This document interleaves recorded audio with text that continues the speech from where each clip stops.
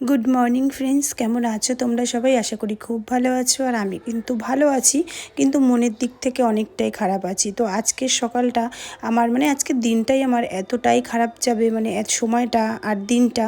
তো তোমরা ভিডিওটা দেখতে থাকো, আস্তে আস্তে সব জানতে পারবে।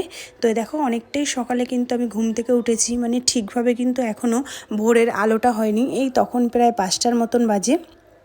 তো তারপর রেডি সেডি হয়ে একটু খালি মুখে বেরোবো, তাই একটু চা খেয়ে নিয়েছিলাম। তো চা খেয়ে বেরিয়ে পড়লাম।